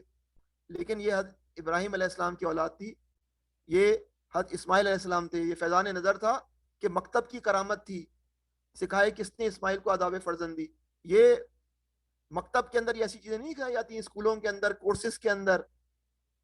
یہ چیزیں باپ کی کتنی صحبت ملی تھی اسماعیل علیہ السلام کو, لیکن یہ فیضان نظر تھا کس نے اسماعیل کو آداب فرزندی سکھائی. انہوں نے کیا کہا, قال یا ابتی افعل ما تؤمر, بیٹے نے کہا بجان جو آپ کو حکم ہوا ہے کر گزریے, وہی کیجئے. ستجدنی انشاءاللہ من الصابرین, اللہ نے چاہا تو آپ مجھے صابروں میں سے پائیں گے. اور ابراہیم علیہ السلام کے لیے کوئی اسکرپٹ طے شدہ نہیں تھا, ایکشن اور چھری چلنی ہوگی اور چھری کے نیچے جو ہے مینڈا آ جائے گا, نہیں. حضرت ابراہیم علیہ السلام اپنے بیٹے کی قربانی کر رہے تھے. جب دونوں نے حکم مان لیا اور باپ نے بیٹے کو ماتھے کے بل لٹا دیا تو پھر جو ہے وہ اللہ تعالیٰ نے جو ہے وہ ابراہیم علیہ السلام کو پکارا, اے ابراہیم تم نے خواب کو سچا کر دکھایا, ہم نیکوکاروں کو ایسے ہی بدلہ دیا کرتے ہیں. بلا شبہ یہ کھلی آزمائش تھی. ان ھذا لہو البلاء المبین, ہم نے ایک بڑی قربانی کو ان کا فدیہ بنا دیا. ایک مینڈا آیا اور اس نے جو ہے اس کی قربانی دے کر جو ہے وہ فدیہ بنا حضرت اسماعیل علیہ السلام کی جگہ. یہ امتحان لینے والا پکار اٹھے کہ بلاء المبین, کھلی آزمائش, بڑی آزمائش. امتحان لینے والا پکارے کہ ہم نے ابراہیم کو مختلف ابتلاؤں سے گزارا, ہر جگہ اس نے فاطمہ ہننا, ہر جگہ وہ اس امتحان میں کامیاب ہوا. یہ ابراہیم علیہ السلام کا اسوہ ہے. یہ نہیں ہے کہ ایک مسلمان ہو اور پوری زندگی گزارے اور اس کے ساتھ کوئی جو ہے نشیب و فراز نہ ہے اس کے دین کی وجہ سے. یہ شہادت گئے الفت میں قدم رکھنا ہے. لوگ آسان سمجھتے ہیں مسلمان ہونا. اللہ تعالیٰ نے ابراہیم علیہ السلام کے درجات بلند کیے, آپ کو امام الناس بنایا, آپ خلیل اللہ کہلائے, آپ ابو الانبیاء کہلائے. آج یہودی ہیں تو ابراہیم علیہ السلام کا حوالہ ہے, آج عیسائی ہیں تو حضرت ابراہیم علیہ السلام کا حوالہ ہے, آج مسلمان ہیں تو ابراہیم علیہ السلام کا حوالہ ہے. اور پھر ایسا نہیں ہوا کہ ابراہیم علیہ السلام جب اس دنیا کو چھوڑ کر گئے تو دنیا کے اندر بت پرستی کا غلبہ تھا. دنیا کے اندر کوئی امکان نہیں تھا کہ توحید دوبارہ جو ہے وہ زندہ ہو پائے گی. لیکن صرف 2 نسلوں کے بعد اسلام جو ہے وہ اس زمانے کی سپر پاور کے اندر جو ہے وہ چلتا پھرتا نظام تھا. حضرت یوسف علیہ السلام کے ہاتھوں جو ہے وہ اسلام جو ہے وہ نافذ العمل تھا مصر کے اندر. صرف 2 نسلوں کا. ابراہیم علیہ السلام کے بعد کی نسل کون ہے؟ حضرت اسحاق علیہ السلام. حضرت اسحاق علیہ السلام کے بعد والی نسل ہے حضرت یعقوب علیہ السلام. حضرت یعقوب علیہ السلام کے بیٹے یوسف علیہ السلام. یعقوب علیہ السلام خود مصر کے اندر موجود ہیں جب اسلام جو ہے مصر میں نافذ ہو رہا ہے. صرف 2 نسلوں بعد اسلام ایک سربلند طاقت ہو گئی. حاصل قربانی اب یہ آخری چند سلائیڈیں ہیں. قربانی میں رسم نہیں ہے بھائیوں، بلکہ اس بات کی علامت ہے کہ ہمارا جینا مرنا اللہ تعالیٰ کے لیے. قل ان صلاتی و نسکی و محیای و مماتی للہ رب العالمین. صرف یہ صلاتی اور نسک کا مسئلہ نہیں ہے، یہ محیای و مماتی للہ و محیای و مماتی کا بھی مسئلہ ہے. میرا جینا اور میرا مرنا بھی اللہ کے لیے. آپ یہ دعا دیکھ لیں جس کے اندر انی وجہت وجہ للذی فطر السماوات والارض حنیفا وما انا من المشرکین. یہ وہ حصہ ہے جو کہ ستاروں کے حوالے سے بات ہوتی ہے کہ نہ سورج نہ چاند نہ ستارے میرے رب ہیں. اس وقت کے جملے قربانی کی دعا کا حصہ بن گئے. تھوڑی سی جو ہے وہ چینجنگ کے ساتھ میں نے سب سے یکسو ہو کر اپنے آپ کو اسی ذات کے متوجہ کیا جس نے آسمانوں اور زمین کو پیدا کیا ہے، اور میں مشرکوں میں سے نہیں ہوں. پھر فرمایا انا صلاتی و نسکی و محیای و مماتی للہ رب العالمین لا شریک لہ وبذلک امرت وانا من المسلمین. میری نماز اور میری قربانی اور میرا جینا اور میرا مرنا سب اللہ کے لیے ہے جو تمام جہانوں والوں کا رب ہے. اور پھر ہم بولتے ہیں اللہم من کا ولکا بسم اللہ واللہ اکبر. اے اللہ یہ قربانی تیری ہی طرف سے ہے اور تیرے ہی لیے ہے. اللہ کے نام سے بسم اللہ واللہ اکبر اور اللہ سب سے بڑا ہے. تو قربانی پیش کرتے وقت ہم اللہ سے کچھ وعدہ کرتے ہیں. ہم پیچھے ہی جو باتیں ہیں اس کے اندر ہم نے کیا باتیں کی ہیں؟ ہم انا صلاتی و نسکی و محیای و مماتی للہ رب العالمین بندگی والی زندگی گزاریں گے. یہ بندگی خدائی، وہ بندگی گدائی، یا بندہ خدا بن یا بندہ زمانہ. ہم کہتے ہیں ہم بندہ خدا بنیں گے، ہم بندہ زمانہ نہیں بنیں گے. اور ہماری زندگی کا مقصد ہوگا، مقصد والی زندگی گزارنے کی ہم بات کرتے ہیں. میری زندگی کا مقصد تیرے دین کی سرفرازی، میں اسی لیے مسلمان، میں اسی لیے نمازی. اور یہ ساری دونوں باتیں کیسے ہو سکتی ہیں؟ بندگی والی زندگی، مشن والی زندگی، مقصد والی زندگی، اس کے ان سب کے لیے قربانی ناگزیر ہے. اگر ہر سال قربانی کرنے کے بعد بھی ہمارے روز و شب میں کوئی تبدیلی واقع نہیں ہوتی، ہم بدی کے غلبے پر خاموش رہنے میں مطمئن ہیں، تو قربانی ہمارے لیے محض ایک ریچول ہے، ایک رسم ہے. عید الاضحیٰ مویشی منڈی جانے، گوشت کھانے کا سالانہ فیسٹیول ہے، میٹ فیسٹیول ہے، اگر ہم نے ان قربانی کی حقیقتوں کو نہیں پہچانا. محبت کا جنون باقی نہیں ہے، مسلمانوں میں خون باقی نہیں ہے، صفیں کج دل پریشاں، سجدہ بے ذوق کہ جذب اندروں باقی نہیں ہے. رگوں میں وہ لہو باقی نہیں ہے، وہ دل وہ آرزو باقی نہیں ہے. نماز و روزہ و قربانی و حج یہ سب باقی ہیں، تو باقی نہیں ہے. دیکھیں ہمارے پاس رسومات رہ گئی ہیں، اسپرٹ غائب ہو گئی ہے. یہ سب باقی ہیں، تو باقی نہیں ہے. اللہ ہمارے پاس چیخ اٹھے. یہ آخری سلائیڈ ہے، اور اس کے اندر جس سے میں نے آغاز کیا تھا، اللہ تعالیٰ نے کرنے کا کام کیا بتایا ہے؟ زمانے کی قسم انسان در حقیقت بڑے خسارے میں ہے، سوائے ان لوگوں کے جو ایمان لائے اور نیک اعمال کرتے رہے اور ایک دوسرے کو حق کی نصیحت کی. اب حق کی نصیحت جب کریں گے تو پھر رد عمل بھی آئے گا، اور صبر کی تلقین کرتے رہے. جو ایمان لائے، نیک اعمال کرتے رہے، ایک دوسرے کو حق کی نصیحت اور صبر کی تلقین کرتے رہے. یہ سارے کام کرنے کے لیے کیا چیز چاہیے؟ قربانی ناگزیر ہے. اللہ تعالیٰ ہمیں خسارے میں پڑنے والے لوگوں میں شامل نہ فرما، ہمیں فلاح پانے والے لوگوں میں شامل فرما. آمین. وآخر دعوانا ان الحمدللہ رب العالمین. جزاک اللہ خیر. آمین. جزاک اللہ خیر ڈاکٹر صاحب. ماشاءاللہ آپ نے بہت ہی عمدہ موضوع ہمارے لیے منتخب کیا. ذی الحجہ کے مبارک ایام ہیں اور اس کا نچوڑ جو ہے قربانی ہے، اور آپ نے بڑے اچھے انداز میں یہ جو ہمیں قربانی کا جو مقصد ہے اس کا مفہوم ہمارے سامنے رکھا. اللہ تعالیٰ سے دعا ہے کہ ہم تمام ساتھیوں کو اس پہ عمل کرنے کی توفیق عطا فرمائے، اور اللہ تعالیٰ ہماری قربانیوں کو قبول فرمائے. جزاک اللہ خیر. اس موقع پہ کوئی بھی ساتھی اگر کچھ ڈاکٹر صاحب سے مزید کچھ پوچھنا چاہیں یا اپنی کوئی رائے دینا چاہیں تو حاضر ہیں. اپنا ہینڈ ریز کے آپشن استعمال کر سکتے ہیں آپ حضرات, تو آپ کو انمیوٹ کر دیں گے, اور ڈاکٹر صاحب بھی حاضر ہیں. ڈاکٹر صاحب, صدقہ جو دیا جاتا ہے, اور جب جس طرح سے ہمارے یہاں کے کوئی شخص بیمار ہو گیا یا کوئی خدا نخواستہ ایکسیڈنٹ ہو گیا, کسی کا ٹریفک حادثہ ہو گیا اور اس میں جانبر ہوئے, اس کے لیے ہم کہتے ہیں کہ جو ایک صدقہ دیا جائے اور خون کا صدقہ دیا جائے. ایک صدقہ تو عام حالات میں پیسوں کی صورت میں ہے, لیکن یہ جو صدقہ ہوتا ہے جو کہتے ہیں کہ یہ خون بہا, اس کے بارے میں کیا آپ کی رائے ہے؟ خون بہا تو نہیں, عمومی طور پہ ہوتا ہے کہ ہم لوگ جو ہے وہ صدقہ کر کے جو ہے وہ مسکینوں کو کھانا کھلائیں, کیونکہ مسکینوں کو جب کھانا کھلائیں گے تو مسکین دعا کرے گا, اور دعا جب کرے گا تو ہمارے لیے جو ہے وہ اللہ کی رحمت نازل ہونے کا زیادہ امکان ہے. تو تصور یہ ہے. بعض لوگ جو ہے وہ لیکن اسی صورت میں کالی جس طرح مرغی ہم اور پتہ نہیں کیا کیا باتیں کرتے ہیں, وہ اسلام میں تو کم از کم کالا ایسی چیزیں بکرا نہیں اور ہیں. کالی مرغی, ہاں, یہ جی زبردستی کی چیزیں ہیں. وہ جی, اسکیپ ہمارے یہاں گوڈ بڑا والی رواج ہے. جی, یہ اسکیپ گوڈ اگر والی ہم دیکھ, قسم کی چیز ہے. جی جی یہ ہے کہ یقیناً جو ہے صدقہ کرنا چاہیے. صدقہ اللہ کے غضب کو ٹالتا ہے. بعض دفعہ انسان سوچتا ہے کہ کہیں مجھ پہ مصیبتیں میری کسی گناہ کی سے تو نہیں آئی, تو پھر وہ صدقہ دیتا ہے تاکہ اللہ کا غضب ٹھنڈا ہو. صدقہ ہوگا تو پھر ہو سکتا ہے, حالانکہ وہ اس نیت سے کہ دعا حاصل ہوگی, لیکن وہ یہ چاہ رہا ہوتا ہے کہ اللہ تعالیٰ کو خوش کرے, جس کے نتیجے میں اللہ کی رحمت نازل ہو. یہ آئیڈیا ہوتا ہے. کیونکہ یہ ہماری طرف بڑا رواج ہے.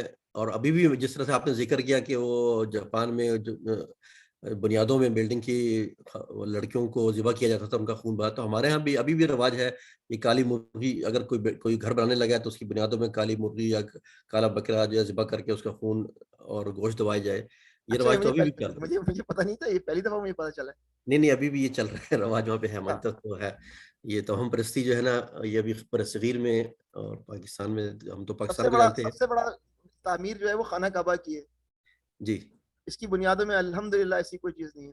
نہیں بے شک وہ ٹھیک ہے, لیکن وہ نہیں تو اس توہم کا پرستی. اگر وہ اسٹینڈرڈ ہے تو پھر اگر کوئی یہ کام کر رہا ہے تو مجھے نہیں معلوم کہ اس کے پیچھے اس کی کیا منطق ہے. چلیں اس کو ہاں, دیکھتے ہیں. میں آپ کی بات سمجھ رہا ہوں رضوان بھائی, آپ کہہ رہے جی ہیں. جی جی جی جی, کچھ ساتھی ہمارے ساتھ ہیں ڈاکٹر صاحب, یہ انفینکس کے نام سے کوئی ایک ہے, نام ان کا نہیں واضح, تو ان کو انہوں نے ہینڈ ریز کیا, میں انمیوٹ کر رہا ہوں ان کو. جی بھائی, اپنا نام بھی بتائیے گا, میں نے آپ کو انمیوٹ کیا. جی, میں عظیم بات کر رہا ہوں کراچی سے. ماشاء عظیم اللہ, بھائی, السلام علیکم ورحمۃ اللہ. ماشاء اللہ. جی, وعلیکم السلام ورحمۃ اللہ.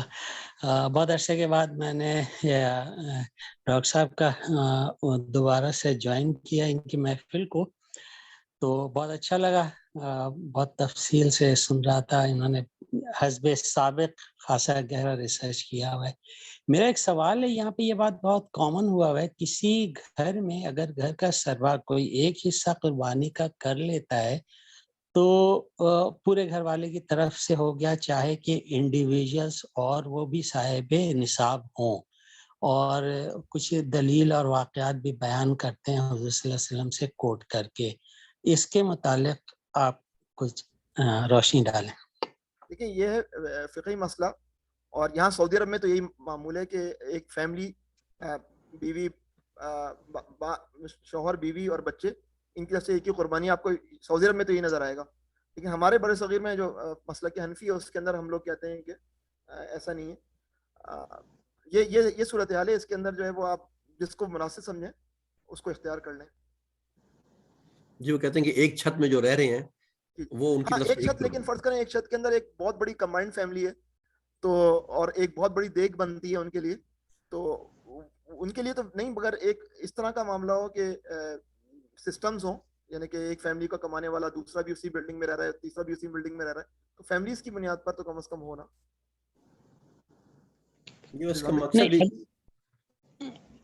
اگر میں مثال کے طور پہ اپنے کیس کو پریزنٹ کرتا ہوں, میرے ساتھ میرے بیوی بچے ہیں, تو وائف بھی میری جو ہے وہ بھی صاحب نصاب ہے, ایک بیٹا وہ بھی صاحب نصاب ہے, لیکن ہم ایک ہی کچن ہے, ایک ہی ساتھ رہ رہے ہیں, تو اس کیس میں کیا ایک حصہ کافی ہوگا؟ میں یہ کہہ رہا ہوں, سعودی عرب میں تو ایک, سعودی عرب کے علماء کے مطابق تو ایک حصہ کافی ہوگا. ہمارے ہاں جہاں پر ہم رہ رہے ہیں وہاں کے علماء یہ کہتے ہیں کہ 3 آپ کو کرنی ہوں گی. اچھا, ٹھیک. اب میں کوئی وہ تو نہیں کروں گا نا کہ میں ترجیح, یہ میرا نامقام ہے اور نہ میری احتیاط کا تقاضا بھی ہے کہ ہم اوپن رہیں جس کو ہم اختیار کرنا چاہیں. ٹھیک، شکریہ بہت، جزاک جزاک اللہ. اللہ. جی ہمارے ساتھ محمد وارث بھائی ہیں. جی وارث بھائی آپ کو میں نے انمیوٹ کیا.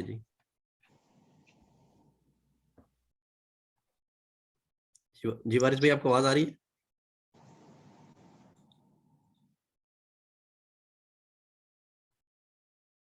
وارث بھائی آپ کو انمیوٹ کیا میں نے، آپ اپنا مائک آن کیجیے گا.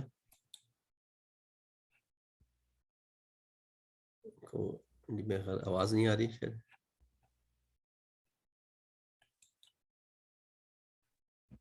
ہلو جی وارث بھائی اب آ رہی ہے آواز؟ جی آ رہی ہے ابھی. جی جزاک اللہ بہت شکریہ. پہلے تو یہ بہت اچھا جی کہ بڑا برمل ہوتا ہے یہ پروگرام آپ کا، اور اس دفعہ بھی اب قربانی میں ظاہر 9 دن باقی ہیں، تو یہ بہت ہی عمدہ، بڑا پرفیکٹ تھا. مجھے بھی اچھا لگا. میں لیٹ ہوں کہیں بزی تھا، لیکن بہرحال جتنا سنا بہت عمدہ. اور رہنمائی جو یعنی یہ تو لمحے لمحے درکار رہتی ہے، اور اس کا اعادہ بھی ہوتا رہنا چاہیے. انسان بھولنے والا ہے، بھول جاتا ہے. تو آپ کا یہ فعل اللہ کرے اس کا اجر بھی آپ کو ملے. ایک تو میرا سوال بھی ہے، اور دوسرا جو ابھی ایک پوچھ رہے تھے عظیم صاحب، وہ بھی ماشاءاللہ بالکل ٹھیک جواب دیا آپ نے. بات دراصل یہ ہے کہ آپ صلی اللہ علیہ وسلم کے دور میں جو ہے نا ایک بکری ایک فیملی کو کفایت کرتی رہی ہے. حضرت ابو ایوب انصاری سے روایت جو ہے نا وہ موجود ہے کہ ایک فیملی کے لیے پوچھا گیا آپ صلی اللہ علیہ وسلم سے، تو آپ صلی اللہ علیہ وسلم نے کہا کہ ایک بکری آپ دے دیں. ہمارے ہاں جو تھوڑا سا فیملی کا کنسپٹ ہے کس طرح سے ہے، چولہے سے ہے. ہمارے برصغیر میں فیملی اس کو کہتے ہیں جس کا ایک چولہا ہو. اگر ایک ہی گھر کے اندر 3 چولہے جل رہے ہیں تو وہ 3 فیملیز ہیں. لیکن اگر ایک ہی چولہا ہے تو اس کا مطلب وہ کتنے بہن بھائی ہیں، بلا شبہ وہ شادی شدہ ہیں، وہ فیملی ایک ہی ہوگی جس کو ہمارے یہاں جوائنٹ فیملی کہتے ہیں. بہرحال اگر باقی نصاب کو پہنچتے ہیں، اگر وہ الگ الگ بھی قربانی دیں تو اس میں پابندی نہیں ہے. لیکن اگر وہ ایک بھی دے دیں تو کفایت تو کرے گی وہ، جس طرح کہ آپ صلی اللہ علیہ وسلم کا فرمان ہے، جس طرح آپ کے دور میں ہوا ہے. تو بہرحال اچھا ہے، اگر کوئی دینا چاہے تو اس میں کوئی پابندی بھی نہیں ہے، وہ دے سکتے ہیں. میرا جو کوشچن ہے وہ یہ ہے کہ آج کل میں خود بھی اس کے اوپر کام کر رہا ہوں، بلکہ مجھے فکر بھی رہتی ہے کہ کچھ گروپس ایسے ہیں، کچھ لوگ ایسے ہیں جو پروپیگیٹ کر رہے ہیں آج کل کہ قربانی جو ہے نا اس کی بجائے آپ پیسے جو ہے نا وہ غریبوں کو دے دیا کریں، قربانی سے زیادہ لوگوں کو ضرورت ہے. اور دوسرا ساتھ ایک اور بھی جو ہے نا اس کو ایڈ کر کے کہتے ہیں کہ حج جو ہے کیا کریں گے، حج کو آپ کے آگے پیچھے دیکھیں کتنے لوگ ضرورت مند ہیں، آپ ان کو پیسے دیں، حج کیا کرنا ہے. تو یعنی اس کو مد نظر یا یہ مد نظر رکھ کے جواب مجھے چاہیے کہ حج فرض ہے، اور قرآن پاک میں قربانی کے بارے میں بڑی وعید ہے، اور آپ صلی اللہ علیہ وسلم نے ہر سال قربانی دی ہے، اور حتیٰ کہ امت کے غریب لوگوں کی بھی قربانی آپ صلی اللہ علیہ وسلم نے دی ہے کہ جو زندگی میں نصاب کو نہ پہنچ سکیں ان کی بھی قربانی دی ہے. تو یہ سنت واجبہ ہوئی، تو کیا فرض اور سنت واجبہ جو ہیں ان کو اگنور کر سکتے ہیں ہم؟ جس طرح لوگ یہ کہہ رہے ہیں، بڑا افسوسناک ہے کہ یہ دونوں الگ الگ عبادتیں ہیں. حج الگ عبادت ہے مستقل، اور اسی طرح قربانی بھی ایک الگ عبادت ہے مستقل. تو اس کا کیا ہمیں کرنا چاہیے طریقہ کار، اور کیا یہ درست ہے؟ وارث بھائی آپ نے بہت ہی اچھے طرح الفاظ میں جو ہے وہ سوال کو بھی ایلیبریٹ کیا. میں اگر آپ کو متوجہ کروں، جب پاکستان بنا تھا تو اس زمانے میں طلوع اسلام نامی ایک رسالہ ابھی بھی چلتا ہے. تو پرویز صاحب جو منکر حدیث کے تناظر میں بات کرتے تھے، وہ قربانی کے حوالے سے انہوں نے مستقلی بات لکھی تھی نا، کہ جو آپ بات ابھی کر رہے ہیں. تو اس میں مولانا نے ایک کتابچہ لکھا تھا مسئلہ قربانی پر نا، مولانا مودودی نے. اگر آپ مسئلہ قربانی کو دیکھ لیں تو اس کے اندر ان تمام سوالات کا تشویفی بخش جواب موجود ہے نا. اچھی طرح جو ہے وہ مولانا نے اس کیس کو پریزنٹ کر دیا ہے. اچھا، جہاں تک حج کی بات ہے تو حج تو فرض ہے، رکن اسلام ہے. بس وہی بات ہے کہ کم از کم ایک حج کرنے، ہمارا ہاں جو مزاج ہے نا وہ یہ ہے کہ بعض لوگوں کی جو ہے نا وہ روح رمضان میں جو ہے وہ حرم میں آئے بغیر جو ہے نا اس کو اطمینان نہیں نصیب ہوتا، جبکہ اس کے محلہ کے اندر جو ہے وہ لوگ بھوک سے بلک رہے ہیں. دونوں انتہاؤں کے درمیان جو ہے نا وہ ہمیں وہ کرنا چاہیے نا. ایک تو وہ کہ کچھ حج کرنے کی ضرورت نہیں ہے، نہیں حج کریں گے تو ہمارے اندر وہ ذوق پیدا ہوگا کہ ہم بڑی سے بڑی قربانی دے سکیں گے. قربانی دیں گے تو کوئی اور قربانی بھی دے سکیں گے. یعنی ہماری کیپیسٹی, یہ جو اعمال ہے نا, یہ ہماری قربانی دینے کی کیپیسٹی کو بڑھاتے ہیں. آپ سیکولر انداز میں جب جائیں گے تو سیکولر افراد پاکستان میں ابھی بھی جو ہے نا الحمدللہ جو ہے وہ قربانی دینے کا رجحان, ڈونیشن دینے کا رجحان زیادہ ہے. جتنی آمدنی اس کے جو ریشو پروپورشن ہے, ہمارے یہاں ماشاءاللہ بہت لوگ دیتے ہیں, لیکن اس کی بنیادی وجہ ہماری کیپیسٹی ہے. مسجد میں جاتے ہیں تو ایک اللہ کے رسول صلی اللہ علیہ وسلم کی حدیث سنتے ہیں, دل نرم ہوتا ہے, جیب خالی کر دیتے ہیں باہر جا کر نا. یہ لوگ یہ نہیں سمجھتے. یہ لوگ سمجھتے ہیں کہ یہ مسجدوں میں نہ جائیں, خانہ کعبہ میں نہ جائیں, اور وہ نہیں, یہ چیزیں جو ہیں وہ کیپیسٹی بلڈنگ کرتی ہیں بڑے قربانی کے لیے. پھر محلے کے اندر بھی قربانی ہوگی, ہر جگہ قربانی ہوگی. تاہم یہ جو رویے ہیں کہ جو ہے وہ افراد جو کہ مذہب کو جو ہے وہ خاص وزٹس کے اندر, زیارتوں کے اندر لے آتے ہیں, وہ بھی زیادتی کرتے ہیں. اس پہ بھی ہمیں جو ہے نا وہ ایسے ساتھیوں کو توجہ دلانے کی ضرورت ہے نا. جزاک اللہ خیر. جی بہت شکریہ, بہت شکریہ نا, بہترین ماشاءاللہ. اللہ خیر, اللہ اجر دے. آمین. اس میں یہ بھی ہے نا ڈاکٹر صاحب, جس طرح ہم لوگ اگر استطاعت رکھتے ہیں